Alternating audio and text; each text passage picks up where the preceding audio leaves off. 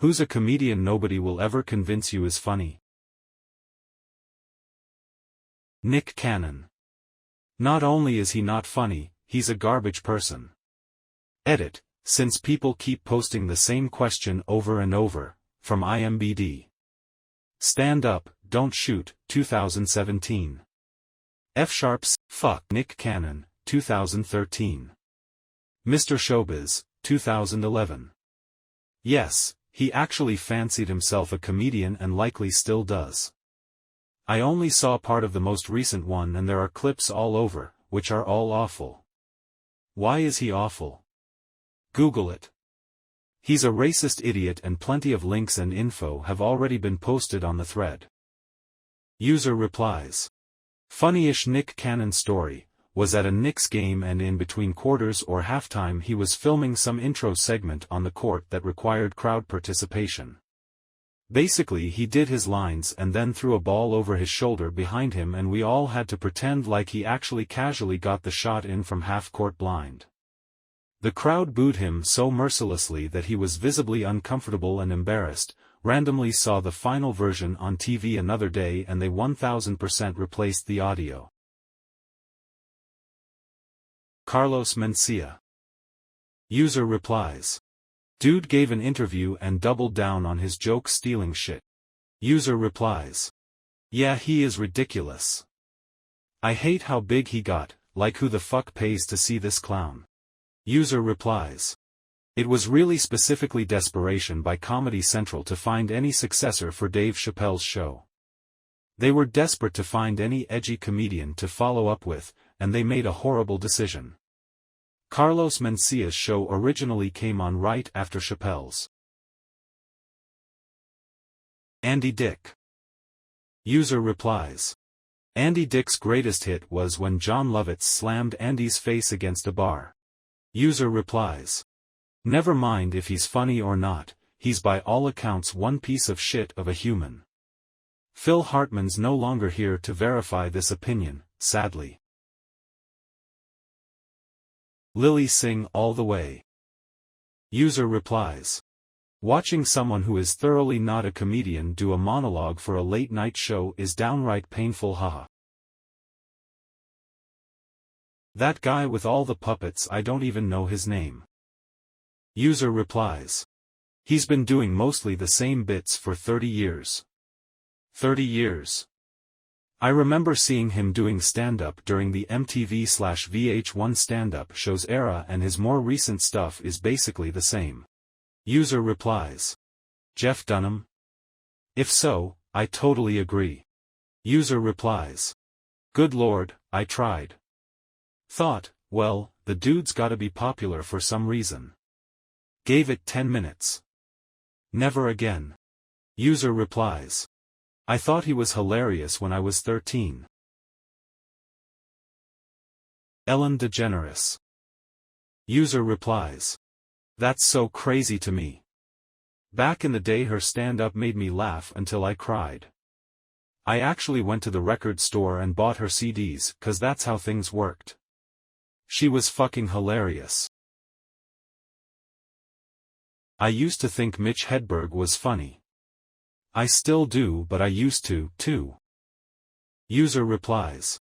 I hate dreaming. Because when you sleep, you wanna sleep. Dreaming is work.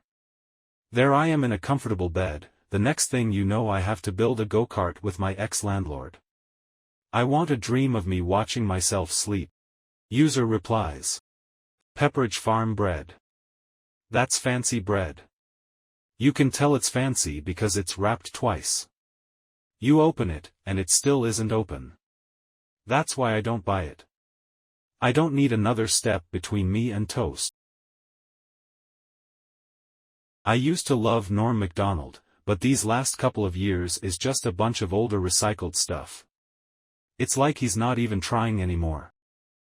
User replies. Norm?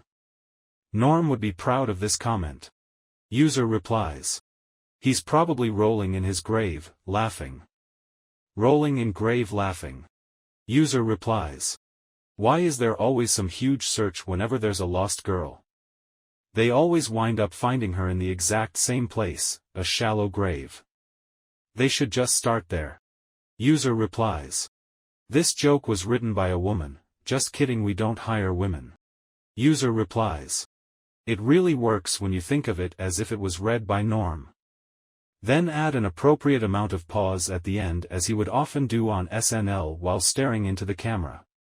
He is really pausing on this one though. May he rest in peace. He was a really good dude, so they say. Jimmy Fallon. User replies. I can't stand him. The fake over-the-top laugh at everything his guests say. The camera looks. When he has to one-up his guests' stories with his own. It's all so cringy, and I always feel so bad for the people he's interviewing.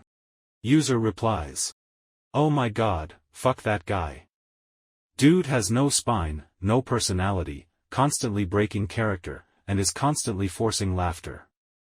He is so fucking awkward and awful. The Roots is the only reason to even bother turning his stupid show on. We could have had Conan O'Brien. I will never forgive NBC for what they did to Conan, late-night comedy, and for foisting Jimmy Fallon's blandness on me, and anyone else that can't stand him. He's so fucking boring. He's an affront to vanilla ice cream, saltine crackers, and waiting rooms around the world. James Corden. There is only one correct answer to this question, and it is this pig. User replies. Please don't insult pigs. User replies. The good news is I don't know anyone who thinks he's funny. We're halfway through. Enjoyed the stories so far? Let me know by hitting the like and subscribe button to help me grow. Enjoy the rest of the video. I used to find Jerry Seinfeld funny. In fact, his show was my favorite. But now I just find him irritating. With age, I am beginning to see through him, and he is just a smug, arrogant prick. Larry David, on the other hand, often acts as a smug, arrogant prick, but I think he is in reality probably a nice guy. And he is extremely funny. User replies. I used to work on a show that did post-production in the same building as Curb's Post House. Larry had his own personal parking space, but it wasn't for Larry David, it was for a hole. There was also a reserved space for Marty Funkhauser.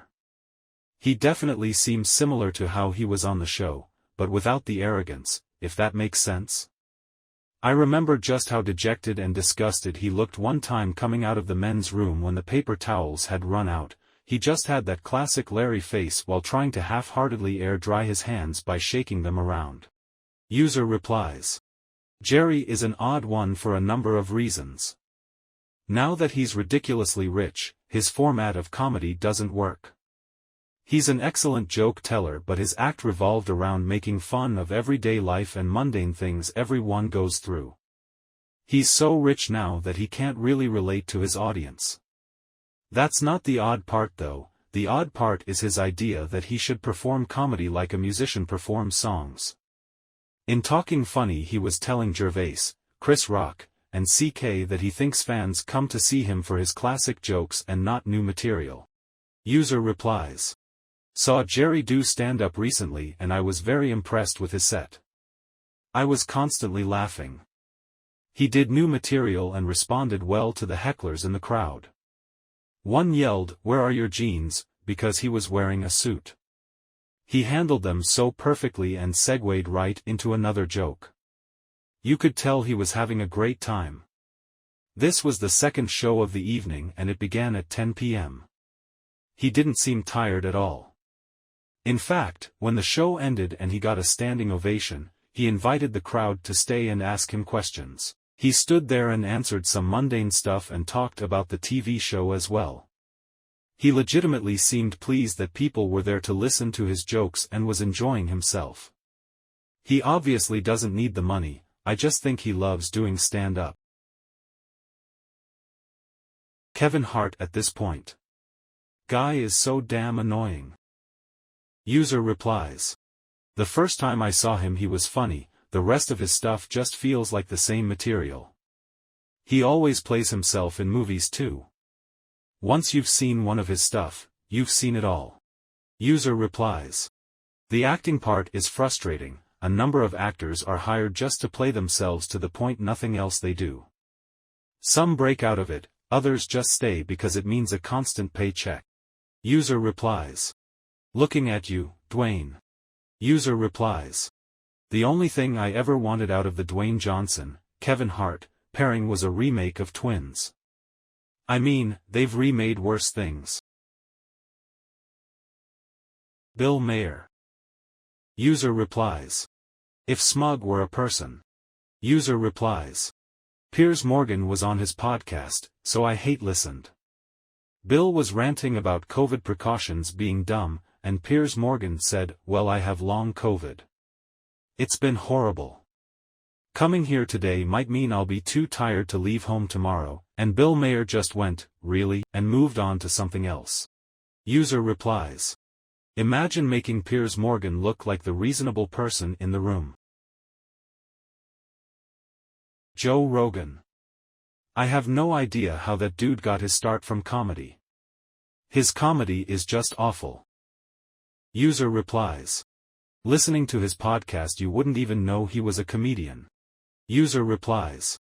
Back when I listened it was always funny when he'd have a comic on and they'd be telling jokes and they'd just sail right over Joe's head. Like not only is the man incapable of telling jokes, but he can't understand them either lol. Russell Brand, even before his recent sex pest issues and his shows I always found him insufferable as to me he's the epitome of saying so much, but nothing at all. Useless and pointless soliloquies with fancy language that amount to nothing when analyzed. Reminds me of Jordan Peterson, not gonna lie. User replies.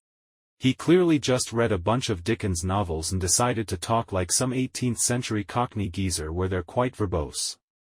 My friend once described him as, a lot of fart and no shite. I've never liked him since the Saxgate stuff where he rang up a beloved elderly celebrity and told him that he'd taken his granddaughter's virginity whilst equal scumbag Jonathan Ross stood by and laughed. Bert Kreischer, got enough of people like him in high school and college.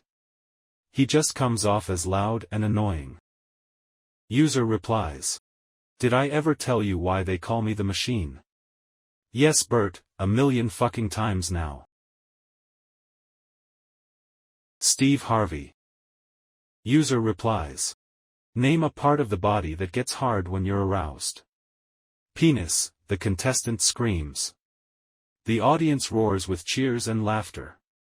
You wheeze you cough you can't say that on TV. Steve Harvey gives the most shocked expression of all time.